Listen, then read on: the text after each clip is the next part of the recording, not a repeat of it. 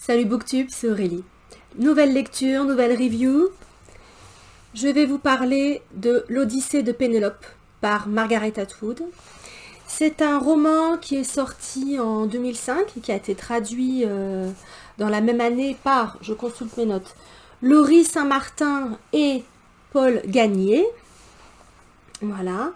Et que l'on peut trouver chez Flammarion dans la collection Mythes du Monde. Effectivement, il s'agit pour Margaret Atwood, donc cette autrice canadienne extrêmement connue, féministe engagée, très prolifique, hein, évidemment, multi-récompensée, voilà. Donc il s'agit pour Margaret Atwood de revisiter effectivement le mythe de Pénélope, épouse d'Ulysse.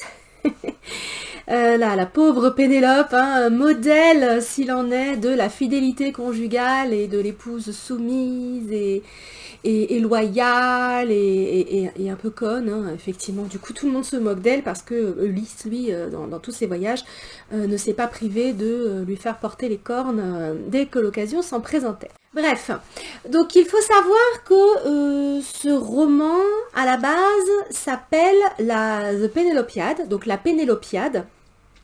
Évidemment, c'est une référence directe à l'autre récit d'Homère, donc là vous avez l'Odyssée dans le titre français, et dans le titre original de Margaret Atwood, elle l'avait appelé la Pénélopiade, donc clin d'œil à l'Iliade, l'autre grand chant épique attribué à Homère, si tant est que ce mec-là ait jamais existé. Donc c'est étonnant ce choix de l'éditeur français, parce que je pense que Margaret Atwood a choisi la Pénélopiade pour une bonne raison. Donc l'Iliade en grec, Iliada, ça veut dire le poème d'Ilion. Ilium en latin, c'était l'autre nom de la ville de Troie. Et donc évidemment l'Iliade, c'est le récit de la guerre de Troie, mais de la ville de Troie assiégée. C'est un siège hein, qui a duré une bonne dizaine d'années. Et effectivement, Pénélope, comme c'est dépeint par Homère et comme Margaret Atwood évidemment le souligne très fortement dans son roman, Pénélope a elle aussi été assiégée pendant des années.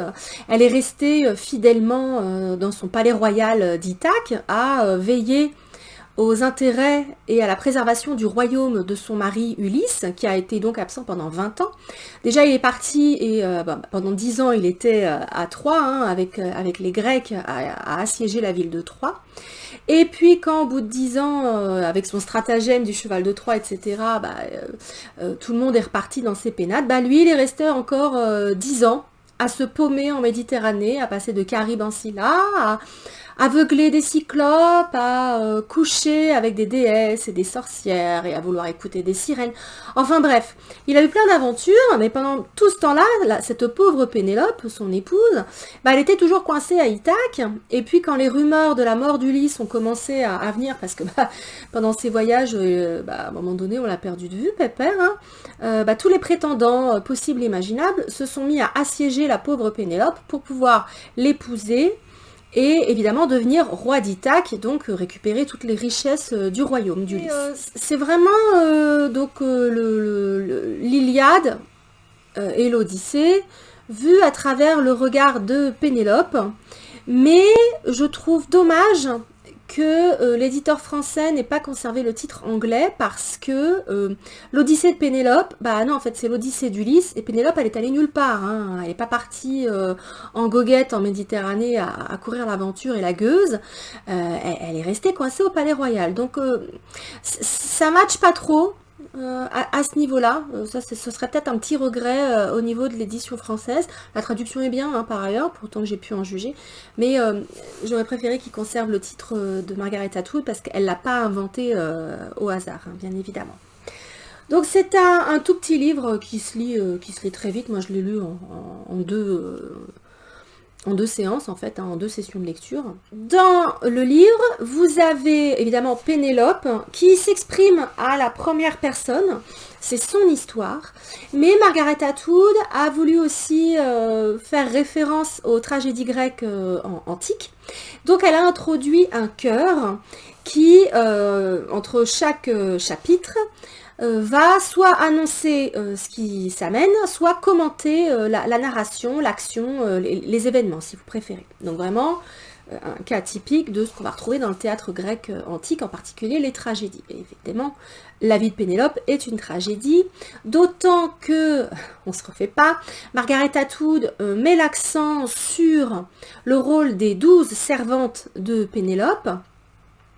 Donc ces 12 jeunes filles qui, comme elle, étaient coincées dans le palais royal à Ithaque et qui ont joué un rôle fondamental d'espionne. C'était un peu l'escadron volant, non pas de Catherine de Médicis, mais de cette pauvre Pénélope, pour essayer de deviner les intentions de ses prétendants, parce que elle était en danger, son fils Télémaque était en danger, puisque l'autre est parti tellement longtemps, le père Ulysse, que forcément Télémaque il a grandi, et donc il devenait un jeune homme, typiquement il pouvait reprendre le trône, ce qui n'était pas du goût des prétendants, usurpateurs en herbe. Hein. Donc ces pauvres filles qui ont été violées par les prétendants, qui s'étaient vraiment installés à faire bombance, à se comporter comme des porcs hein, dans le palais d'Ithaque, qui finalement ont accepté pour leur reine de jouer les espionnes en espérant glaner des secrets sur l'oreiller. Quand Ulysse revient, mais c'est pas la joie en fait, hein, parce que quand il revient au bout de 20 ans, sur son caillou là, à Ithaque, il assassine les prétendants, et il fait assassiner les 12 servantes qu'il prend pour des Jézabel, des traîtresses, etc. Et c'est Télémaque qui va finir par les pendre aux cordes du bateau de son père. Et donc ces servantes, ce sont surtout elles qui vont constituer les cœurs de l'histoire. Et là, évidemment, Margaret Atwood, comme je disais, on ne se refait pas, elle fait des gros clins d'œil pas très subtils à son œuvre maîtresse, son chef-d'œuvre inégalé jusqu'à présent. J'ai nommé La Servante écarlate. Donc La Servante écarlate, je vais lui consacrer un épisode également, publié en 1985, gros retentissement, une œuvre majeure du féminisme, mais également plus largement de la littérature postmoderne nord-américaine. Et donc 20 ans après, en 2005, vous avez cette Odyssée de Pénélope, plutôt cette Pénélopiade, où les servantes ont un rôle majeur à jouer, et ce sont en fait des ersatz de La Servante écarlate. Globalement, mon avis sur ce livre, assez ambitieux, de bonnes idées. Il ouvre un petit peu le bal de tous ces mythes et ces contes qu'on revisite depuis. Hein, ça fait 15-20 ans, évidemment, effectivement, que on s'amuse à revisiter les contes de fées, et la mythologie, etc. Souvent pour donner la parole aux marginaux ou à ceux qui n'ont jamais la voix au chapitre. J'ai nommé les femmes, hein, typiquement, ou les personnes de couleur, les esclaves, etc. Donc là, elle donne la parole à Pénélope et à ses 12 servantes.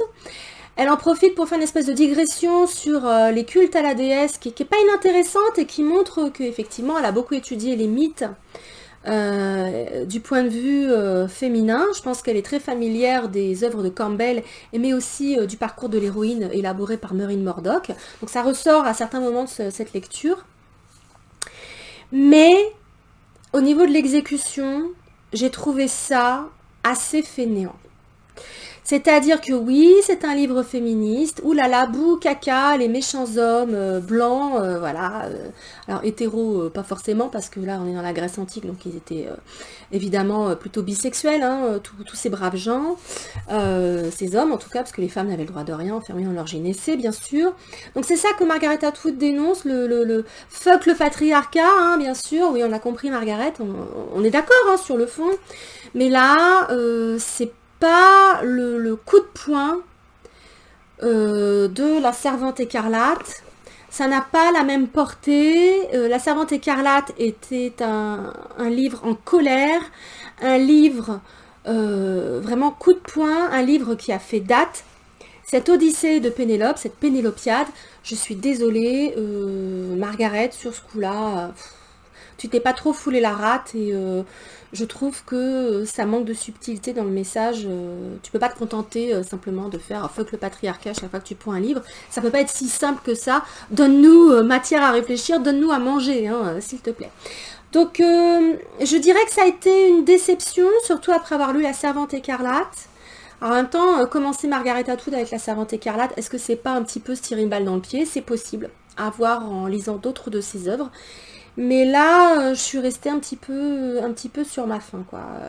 Le seul point fort, je dirais, qu'on va retrouver aussi dans La Servante écarlate, c'est que, oui, tous les hommes sont des salauds, tous les hommes sont des patriarches, des oppresseurs, des machins, là, mais pour autant, toutes les femmes ne sont pas des anges, et il y a aussi des garces, et j'ai beaucoup apprécié la façon dont elle a dépeint cette saloperie d'Hélène, la belle Hélène, qui dans le roman, c'est vraiment une croqueuse d'hommes, qu'en a rien à foutre des milliers et des milliers de vies qu'elle a gâchées, aussi bien tous les mecs qui sont morts sur le champ de bataille, que toutes les femmes qui ont été violées quand Troie est tombée, que la vie même de Pénélope, hein, qu'elle a ruinée à plusieurs reprises, parce que c'est à cause de cette pouffe, excusez-moi, hein, c'est comme ça que Pénélope l'a décrit, que Ulysse s'est barré et a été absent pendant 20 ans.